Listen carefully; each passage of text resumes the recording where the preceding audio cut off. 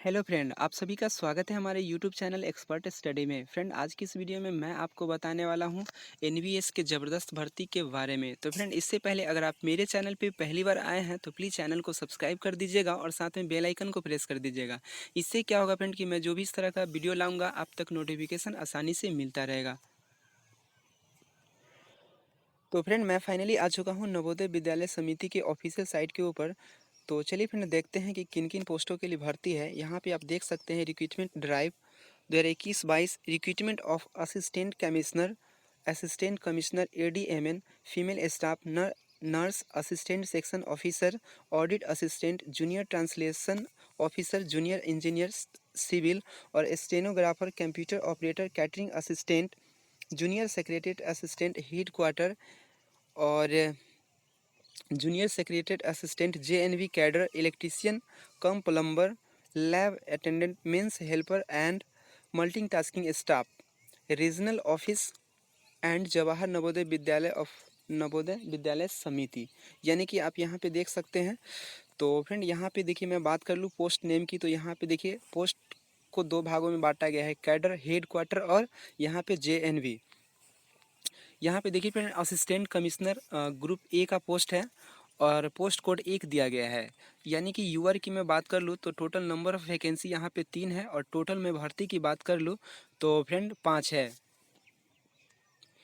Friend, आप मेरे video के अंत तक बने रहिएगा, मैं आपको यहाँ पे पूरी डिटेल्स देने वाला हूँ। अब मैं बात कर लूँ assistant commissioner group A, post code 2 में दिया गया है। टोटल नंबर ऑफ वैकेंसी तो मात्र 2 दिया गया है। वही फीमेल स्टाफ नर्स की भर्ती 82 है और यहाँ पे assistant section officer group C post code 4 का जो टोटल नंबर ऑफ वैकेंसी दिया गया है फ्रेंड 10 दिया गया है। वही ऑडिट असिस्टेंट का टोटल 11 है और जूनियर ट्रांसलेशन ऑफिसर का तो यहाँ पे देखिए नंबर ऑफ वैकेंसी 4 है और जूनियर इंजीनियर यानी कि सिविल का यहाँ पे एक भर्ती है और स्टेनोग्राफर का टोटल नंबर ऑफ वैकेंसी 22 है। वही मैं फ्रेंड बात कर लूँ कंप्यूटर ऑपरेटर यानी कि ग्रुप सी, ये पोस्ट कोड 9 होगा, जो कि फ्रेंड यहाँ पे नंबर ऑफ वैकेंसी की मैं बात कर लूँ तो यहाँ पे 4 दिया गया है। और वही कैटरिंग असिस्टेंट का फ्रेंड यहाँ पे काफ़ी भर्ती है। नंबर ऑफ टोटल वैकेंसी की मैं बात कर लूँ तो 87 है और इसका पोस्ट कोड 10 है। और वही जूनियर सेक्रेटरीट असिस्टेंट का ग्रुप सी जो कि आरओ कैडर का है, ये पोस्ट कोड इसका दिया गया है 11 और इसमें टोटल नंबर ऑफ भर्ती जो दिया गया है 8 है। और वही मैं फ्रेंड बात कर लूँ junior secretariat assistant group C, तो जेएनवी कैडर,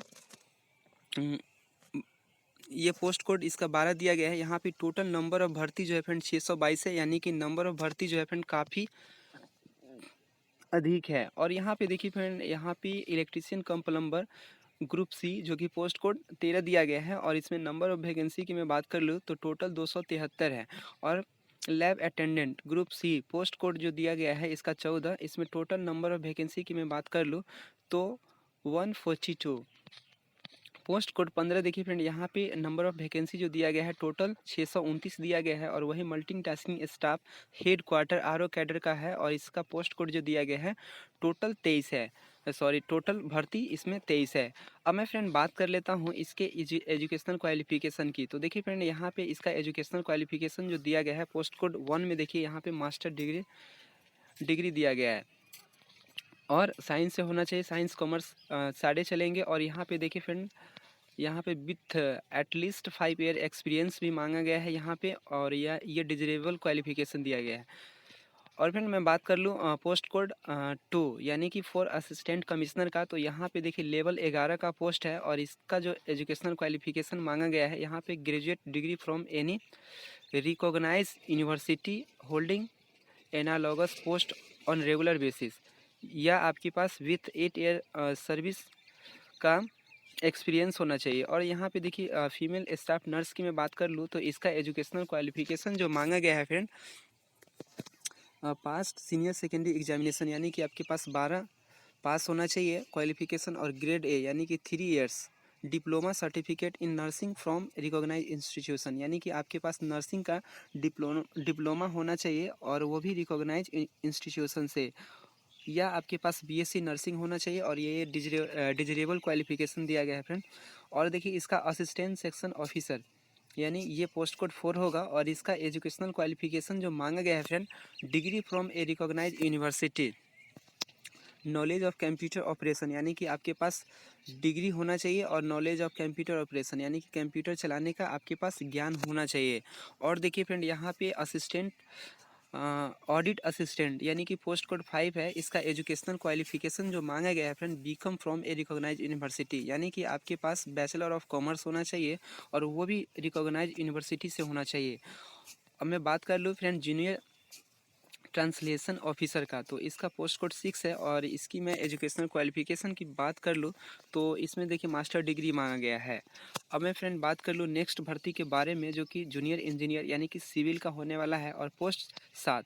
इसमें एजुकेशनल क्वालिफिकेशन जो मांगा गया है friend, degree in civil engineering होना चाहिए या 3 ईयर्स डिप्लोमा होना चाहिए, और साथ में एक्सपीरियंस भी मांगा गया है। अब मैं बात कर लूँ स्टेनोग्राफर की, तो स्टेनोग्राफर का यहाँ पे 12 क्लास पास होना चाहिए, और शॉर्ट हैंड स्पीड होना चाहिए 80 वर्ड पर minute, and typing speed 40 word पर मिनट इंग्लिश होना चाहिए, कोरस्पॉन्डिंग टू 1200 kbps होना चाहिए। और यहाँ पे कंप्यूटर ऑपरेटर जो कि पोस्ट कोड 9 है, इसका भर्ती के लिए जो क्वालिफिकेशन मांगा गया है, यहाँ पे degree from a recognize institutions होना चाहिए, और skill in word processing and data entry का नॉलेज होना चाहिए, और 1 ईयर का computer diploma from recognize institution से होना चाहिए। और देखिए फ्रेंड, यहाँ पे नोट में 1 ईयर का computer diploma from a recognize institution मांगा गया, डिजरेबल में है familiarity with various software package. अब मैं बात कर लूँ कैटरिंग असिस्टेंट की, तो देखिए फ्रेंड, यहाँ पे कैटरिंग असिस्टेंट का लेवल 4 और सेकेंडरी स्कूल मांगा गया है, यानी कि 10th क्लास होना चाहिए आपके पास, और 3 ईयर्स डिप्लोमा इन कैटरिंग होना चाहिए, यानी कि आपको 3 साल का डिप्लोमा होना चाहिए कैटरिंग असिस्टेंट के रूप में।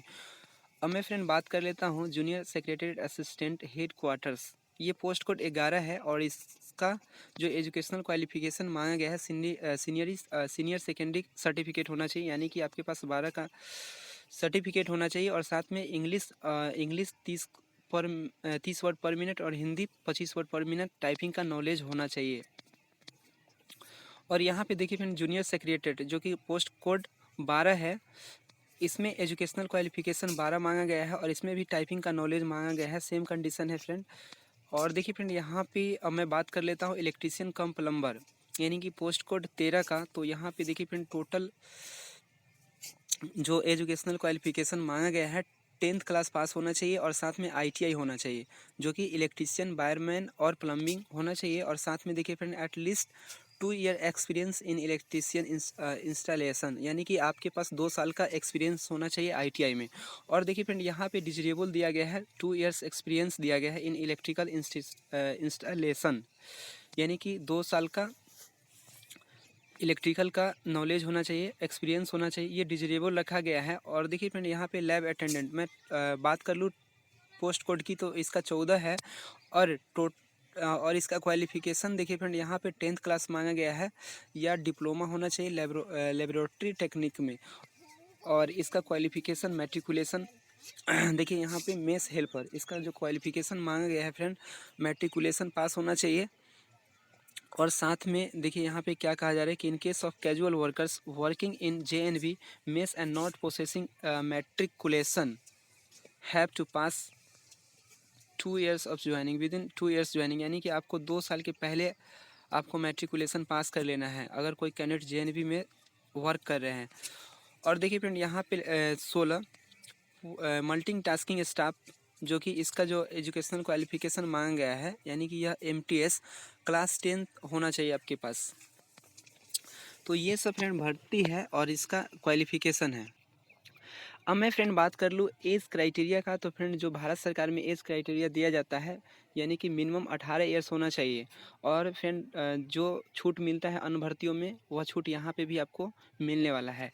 देखिए फ्रेंड, यहाँ पे अब मैं बात कर लेता हूँ इसके फ़ी के बारे में, एप्लीकेशन फ़ी क्या रखा गया है। तो फ्रेंड यहाँ पे आप देख सकते हैं कि एप्लीकेशन फ़ी जो रखा गया है, यहाँ पे देखिए फ्रेंड, यहाँ पे no application fee required to paid by candidate belonging to SC ST, यानी कि SC ST के लिए यहाँ पे कोई एप्लीकेशन चार्ज नहीं रखा गया है। और यहाँ पे देखिए बाकी दिया गया है यहाँ पे 1500 असिस्टेंट कमिश्नर के लिए, और ये देखिए 1200 दिया गया है फीमेल स्टाफ के लिए। और ये देखिए ये असिस्टेंट सेक्शन ऑफिसर के लिए 1000, और lab attendant, mess helper, multitasking के लिए 750 रुपया रखा गया है SC ST को छोड़ करके। अब देखिए फ्रेंड, यहाँ पे मैं बात कर लूँ इम्पोर्टेंस डेट की, तो देखिए इसका जो ऑनलाइन एप्लीकेशन होने वाला है, ये रजिस्ट्रेशन ओपन 12/1/2022 से, इसका लास्ट डेट जो रखा गया है 10/2/2022 रखा गया है, और टेंटेटिव डेट फॉर CBT 9/3/2022 रखा गया है। और ये जो एप्लीकेशन होगा फ्रेंड, ऑनलाइन मोड होगा, और इसका जो एग्जामिनेशन सेंटर है फ्रेंड, आप अपने नियरेस्ट सिटी में दे सकते हैं। तो फ्रेंड यही वो अपडेट्स था फ्रेंड, आज के लिए इतना ही रखता हूँ, फिर मिलते हैं आपके साथ नेक्स्ट वीडियो में और बात करेंगे फिर नेक्स्ट अपडेट की।